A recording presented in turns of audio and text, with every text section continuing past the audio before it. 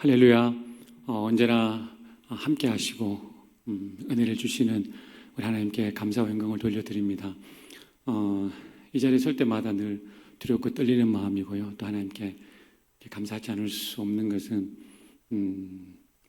정말 많은 사람 가운데 이렇게 불러주셔서 이렇게 복음을 알게 하시고 또 귀한 생명의 복음을 이렇게 함께 나눌 수 있는 이런 자리로 인도하심에 하나님께 감사와 영광을 돌려드립니다. 오늘 나누고 싶은 말씀은 제가 최근에 읽은 성경에서 은혜 받은 그 말씀입니다. 오늘 본문의 말씀을 통해서 크게 두 가지를 좀 나누고 싶습니다. 베드로 전후서를 기록한 베드로 사도가 어떻게 이 귀한 복음을 또 우리를 향한 권면을 하게 되었는지 그 과정들을 한번 살펴보면서 또 우리에게 좀 적용해 봤으면 좋겠고요. 또 하나는 이 권면의 말씀에 대해서, 이 본문의 말씀에 대해서 우리의 신분과 또 우리에게 주어진 그 권세가 어떤 것인지 함께 말씀을 나눠보면 좋겠습니다. 마태복음을 통해서 베드로 사도가 어떻게 변화되었는지 살펴보면, 먼저는 베드로 사도는 예수님의 초청에 이렇게 기쁜 마음으로 결단하며 따랐던 것들을 볼 수 있습니다. 마태복음 4장 19절을 보면 예수님이 고기잡이하는 베드로를 부르셨습니다. 베드로를 부르셔서 나를 따라와라. 내가 사람을 낚는 어부가 되게 하겠다라고 말씀하셨을 때 베드로는 기꺼이 하고 있는 그 생업을 포기하고 또 가족들을 뒤로 한 채 믿음의 결단을 하고 즉각적인 순종을 하면서 예수님을 따라섰습니다. 아마 베드로의 즉각적인 순종을 예수님께서 또 귀하게 보셨던 것 같습니다. 그리고 이러한 또한 즉각적인 순종 결단이 있었기에 그 뒤에 예수님과의 어떤 훈련, 또 예수님과의 동행이 본격적으로 시작이 되었습니다.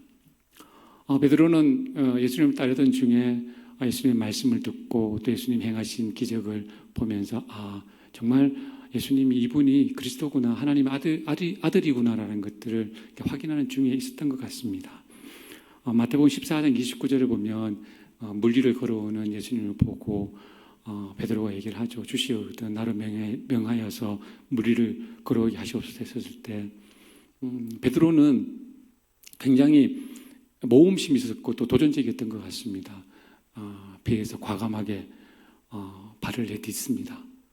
그런데 몇 발자국 걸었는지는 잘 알 수 없지만 걸어가다가 다시 바람을 보고 두려워해서 다시 물에 빠지는 그런 모습을 볼 수 있습니다. 굉장히 창피한 모습이죠. 그리고 물속에 빠져가면서 또 예수님께 살려달라고 그렇게 또 외치고 그 예수님이 물속에 빠져들어가는 베드로를 건져내 주시는 장면입니다. 아마 굉장히 부끄러운 모습이었을 겁니다. 베드로는. 그러나 베드로는 그런 것들에 별로 아랑곳하지 않고 내 인생 가운데, 내 삶 가운데 이분이 누구이신지 확인하는 그것들이 아마 더 중요했기 때문에 여러 환경들이나 본인의 모습 그런 것들을 개의치 않고 예수님을 계속해서 따랐던 것들을 볼 수 있습니다.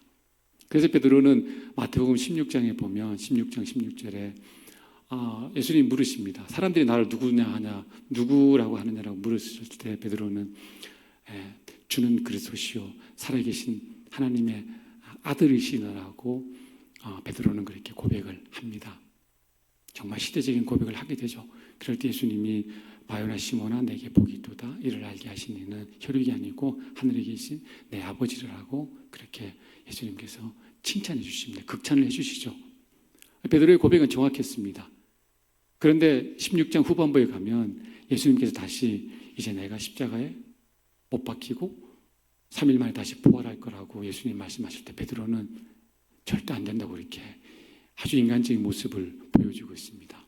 그러니까 베드로는 예수님을 따라서 예수님을 따르고 예수님을 경험하면서 예수님이 메시아인 걸 알았지만 그러나 여전히 인간적인 그런 모습들이 베드로에게 남아 있었던 것 같아요. 그래서 예수님 죽으시면 안 됩니다.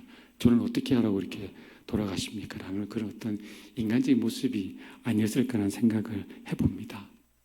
그리고 또 베드로는 마태복음 26절에 보면 26장에 보면 예수님이 네가 닭 울기 전에 나를 3번 부인하라 부인할 것이다라고 했을 때 베드로는 주님 절대 그렇지 않습니다. 제가 주와 함께 죽을지언정 절대 주를 부인하지 않겠습니다라고 정말 목숨을 걸고 그렇게 예수님께 말씀을 드리죠. 그런데 그 베드로가 다시 예수님 말씀하신 것처럼 닭이 울기 전에 3번 부인하게 되죠. 그리고 26장 75절에 보면 그 뒤에 베드로는 심히 통곡하니라 그랬습니다. 후회일 수도 있고 또 회개일 수도 있겠죠. 베드로는 이와 같이 신앙의 업다운이 굉장히 심했던 것 같기도 하고요. 또 예수님을 따르고자 하는 마음 중심이 있었지만 마음은 원하지만 또 육신이 약해서 이러제 여러 가지 실수를 하고 감정적으로 대응하고 그랬던 모습들을 우리가 성경을 통해서 확인할 수 있는데요. 아마 이 베드로의 모습은 우리의 모습이 아닐까라는 생각을 해봅니다. 우리도 예수 그리스도 영접하고 이제 주님을 따르기로 결단하고 했지만 여전히 우리 삶 가운데 예수님 우리 가운데 함께 계신 것 같고 또 은혜를 베푸시면 주님을 찬송하고 주님을 따르겠다고 고백하지만 또 어떤 시련과 연단이 왔었을 때 주님을 불평했던 적도 있고 아마 원망했던 적도 있었을 것입니다. 그러나 우리 마음 중심에 주님, 그러나 제가 주님을 따르겠습니다. 주님을 향한 제 사랑은 변함이 없습니다라고 베드로와 같이 그렇게 마음이 결단해서 따라갔었을 때 예수님께서 베드로를 변화시키던 같이 우리를 변화시킬 줄 믿습니다. 그런데 이 베드로는 사도행전 2장에 보면 성령 체험한 후에 성령의 기르심 받은 후에는 베드로는 완전히 다른 모습으로 변해가는 것을 볼 수 있습니다. 성령의 사람이 되었던 것이죠. 우리도 베드로와 같은 이런 고백 위에 또 성령님을 사모할 때 성령님이 기름 부으심 우리 가운데 임할 때 우리도 베드로와 같이 하나님께 쓰임 받을 수 있는 줄로 믿습니다. 이 베드로가 베드로 전후서를 쓰게 됐는데요. 베드로 전후서의 내용을 보면 정말 놀랍습니다. 사도행전 4장에 보면 베드로와 요한이 학문이 없는 범인이라고 그렇게 기록을 하고 있는데요. 그런데 이 베드로 전후서를 보면 베드로가 정말 학문이 없는 범인인가라는 그런 생각을 하게 됩니다. 왜냐하면 이 베드로 전후서를 통해서 베드로는 예수님이 누구신가, 그리고 우리 믿는 자의 신분이 또 어떤 신분인가, 그리고 이 땅에 있는 영적 싸움을 어떻게 싸워나갈 것인가, 그리고 이단은 또 이단의 기준은 무엇인가, 그리고 예수님이 언제 재림하시는가, 재림의 때가 어떤 때인가, 그리고 새하늘과 새 땅이 펼쳐질 터인데 이 땅을 우리가 사모하면서 살아가라고 이렇게 권면을 하고 계십니다. 하나님께 계시의 말씀을 받고 또 예수님께 훈련받으면서 성령이 임하신 뒤에 지혜와 통찰력이 생겼던 것이죠. 그리고 이 베드로는 더 나아가서 사회생활에 대해서 이 사회 시스템 안에서 우리가 사회생활을 어떻게 해야 될지, 그리고 또 아내와 남편의 어떤 가족 관계를 정립을 어떻게 나갈지, 이런 부분들까지 베드로는 놀랍게 우리에게 설명해 주고 계십니다. 성령 받은 베드로 완전히 다른 사람이 되었습니다. 우리도 성령께서 함께 하실 때 베드로와 같은 큰 은혜를 받고 또 동일한 말씀을 권면할 줄로 믿습니다. 오늘 이 베드로 사도가 우리에게 권면하시는 것은 믿는 자, 예수 그리스도 안에서 믿는 자가 가지게 되는 신분과 권세에 대해서 이렇게 권면하고 계시는데요. 그 첫 번째는 우리는 택하신 족속이라는 말씀입니다. 그렇습니다. 우리는 하나님께서 특별하게 택하셨습니다.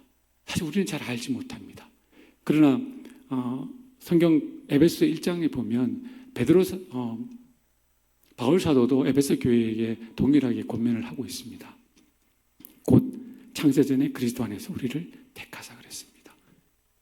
택하신 족속이고 택하신 하나님의 사람인데 우리는 이미 창세전에 하나님께서 우리를 택했다고 그랬습니다. 우리는 세상에 단 하나밖에 없는 그런 아주 유니크한 그런 우리는 존재들입니다. 우리는 단 이 세상에 하나밖에 없는 그런 존재입니다. 그래서 우리 각 사람을 향한 하나님의 계획도 아주 특별하십니다. 아주 특별한 계획을 가지고 우리를 부르신 것입니다. 이는 마치 하나님께서, 예수님께서 베드로를 향한 특별한 계획을 가지고 부르셨던 것 같이 우리도 동일하게 특별한 계획을 가지고 우리를 부르셨습니다. 구약의 많은 사람들도 그런 특별한 계획 가운데 부르신 모습들을 볼 수 있습니다. 대표적인 예가 요셉입니다. 요셉은 하나님 주신 꿈과 비전을 보고 그 믿음의 연단의 과정을 거친 뒤에 하나님의 약속의 말씀이 성취되는 것들을 볼 수가 있습니다. 하나님께서 요셉을 향한 특별한 계획하심이었습니다. 하나님께서 우리를 이 땅에 보내신 것은 우리를 통해서 하나님이 하실 일이 있으십니다. 그 부르심 가운데 우리가 있는 것입니다. 그리고 두 번째로 우리는 왕 같은 제사장이라고 그랬습니다. 제사장은 하나님과 사람 사이를 화목케 하는 그런 역할을 하는 존재죠. 우리가 어찌 그 제사장 역할을 할 수 있겠습니까? 온전한 제사장 대신 예수님께서 우리 안에 계시기에 우리가 하나님과 세상 사람들을 화목케 하는 그 화목의 직분을 우리가 감당하는 놀라운 은혜를 우리가 받게 된 것이죠.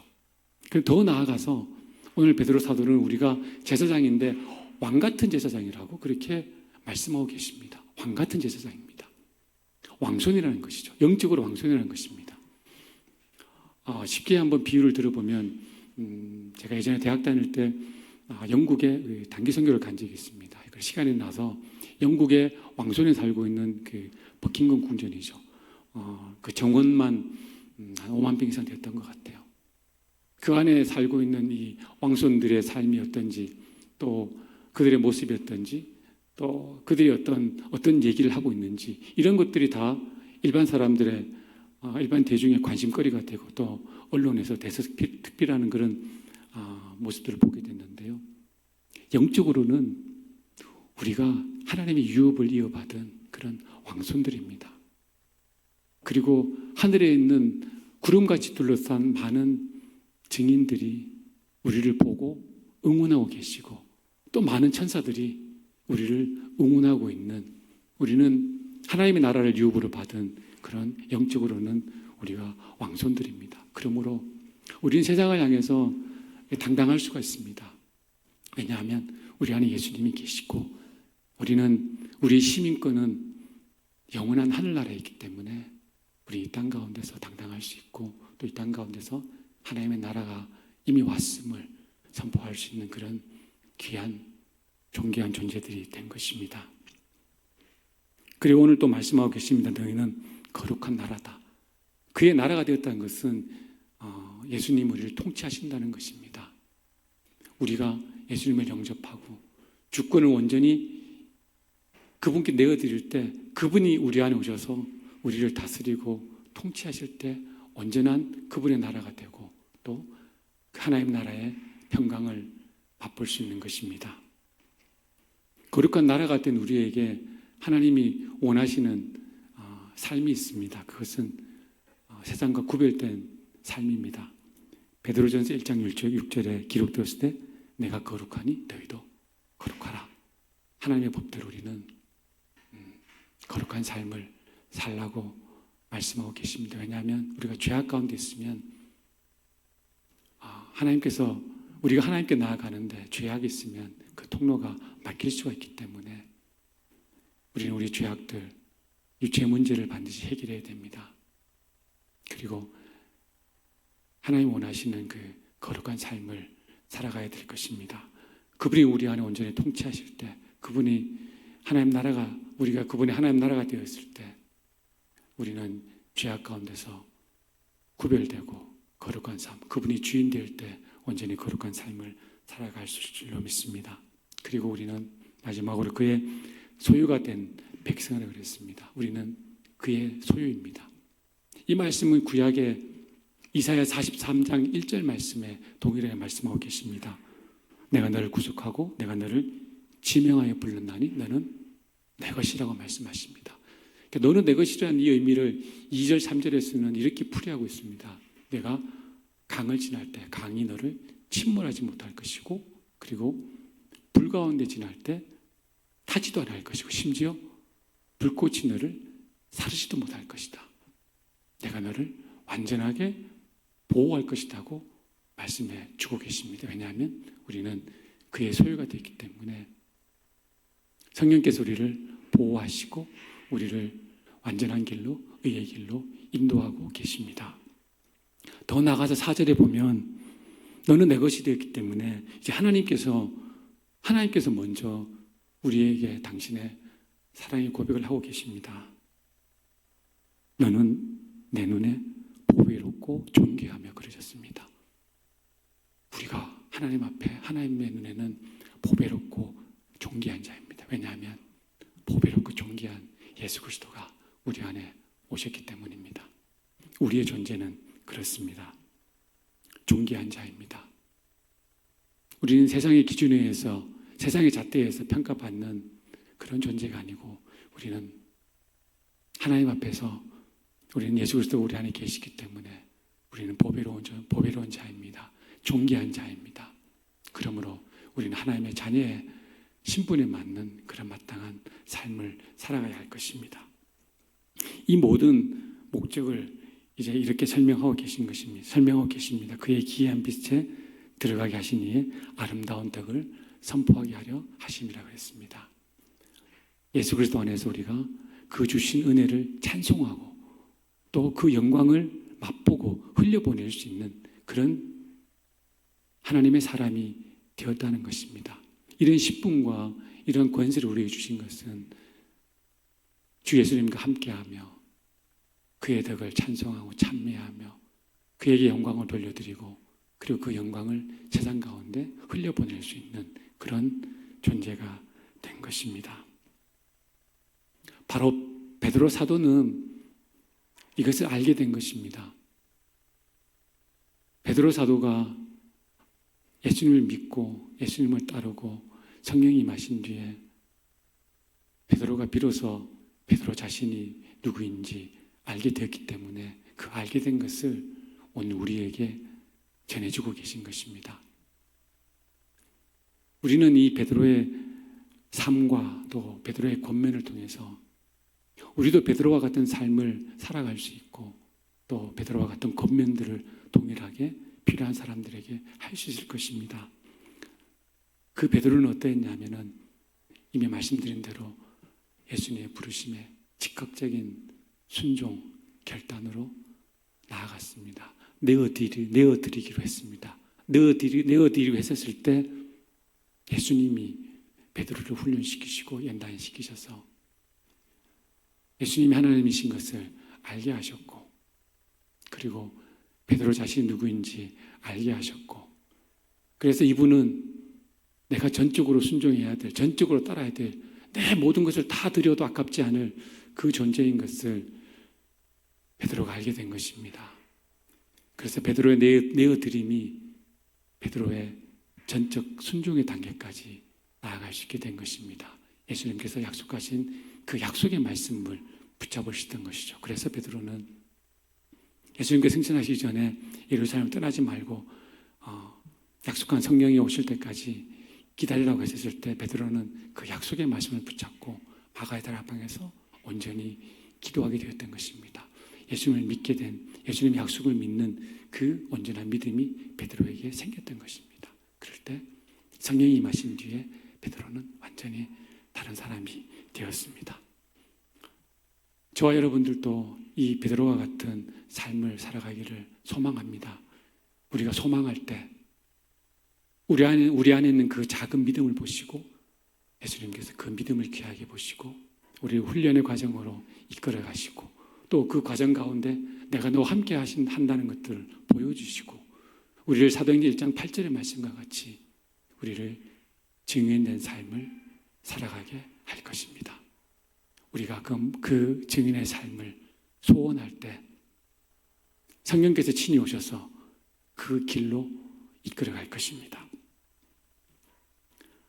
역대하 16장 9절의 말씀을 보면 여호와의 눈은 온 땅을 두루 감찰하사 전심으로 자기를 향하는 자들에게 능력을 베푸시니라고 말씀하십니다. 하나님은 지금도 온 땅을 두루 감찰하시고 그리고 전심으로 온 마음으로 모든 것을 다해 주님을 따르기를 원합니다. 나는 주의 것이 되었습니다. 주의 소유가 되었습니다. 당신의 거룩한 나라가 되었습니다. 백성이 되었습니다. 라고 고백하며 따라가기를 원하는 자들에게 그 사람을 찾고 계시고 그에게 온전히 능력을 베푸시겠다고 약속하고 계십니다. 베드로의 하나님, 나의 하나님, 우리의 하나님이시고 또 베드로가 오늘 권면한 이 권면들이 우리가 이 땅 가운데 살아가야 될 영적 신분과 권세입니다. 이 삶을 말씀에 순종함으로 또 말씀을 소망함으로 온전히 누려가는 저와 우리 모든 성도님들이 되기를 원하는 마음입니다. 모든 영광 하나님께 올려드립니다.